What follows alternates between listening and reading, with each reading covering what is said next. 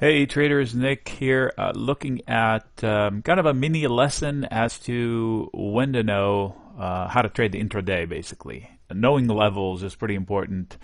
If we react to red ticks or green ticks, we tend to make mistakes. At least I do, because it's human nature to, FOMO. We have a word for it, term for it. It's the fear of missing out.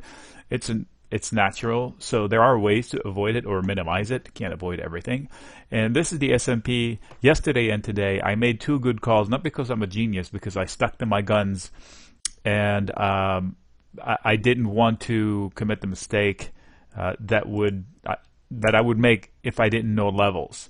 So this is a 5-minute chart for today, and I'm going to bring in a different picture that shows a little better chart, so hang with me here. Let me see if this works. That's perfect. Okay, so this is the S&P E-minis, and this is today and yesterday. So today and yesterday.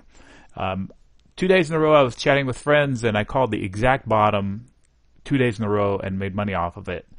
Yesterday I sold put spreads at the money right here, and I said, gun to head, this was the bottom. And if you remember, yesterday opened with the skies falling.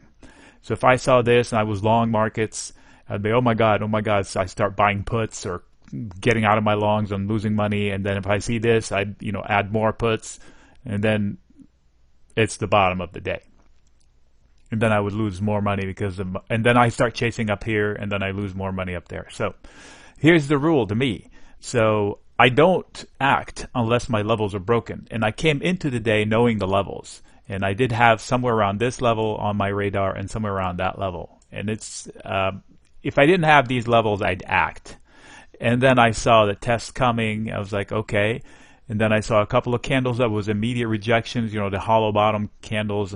To me, it might not be science, but I noticed that they usually tend to be an inflection point. Sometimes not, but often enough, because the bulls immediately reject it, or at the top the bears immediately reject it.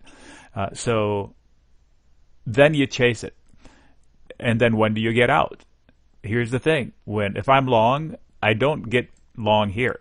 This is where the longs like me yesterday would get out. So I know not to get out here in this zone because it's close to my line, and I know not to start chasing up here. Somewhere in the middle becomes iffy. So on the way down, the story changes. I know not to get out somewhere around here because this is point of control. So if you don't know this, you should probably learn it.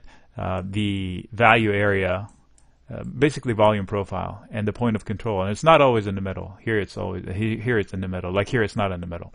So same story today. We opened, the sky's falling, then, oh my gosh, the sky is falling. I think Kudlow Minuchin came out and said some things. And then I saw the same behavior, big red down, hollow candle. Again, at 7:56 here, my time, I think it was, I said, okay, gun to head again. This is the bottom of the day. And boom, since then, we had a nice rally. Again, sold puts, and then I can close them for profit. So the bottom line here is, I don't react to these red candles because I know the levels. So what today made me not get out today is because overnight I have this as support. We saw this, and during the open session they like to visit the overnight highs or lows sometimes, often. So I knew that this is not the place to get out. If anything, this is a place to snipe an entry point. But we were looking at some other things like the bonds, yen, and the XLF for clues. So it wasn't like a blind call. Hey, I saw this candle, I'm long. But the point is, I didn't get out if I was long because of this support and this whole area. This is a big support zone, short term. Just like this is a big resistance until it's taken out. Failed.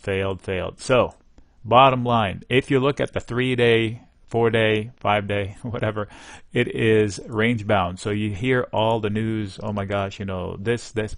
If I didn't have the news, I drew this box a while back, last week I think, and we're still inside of it.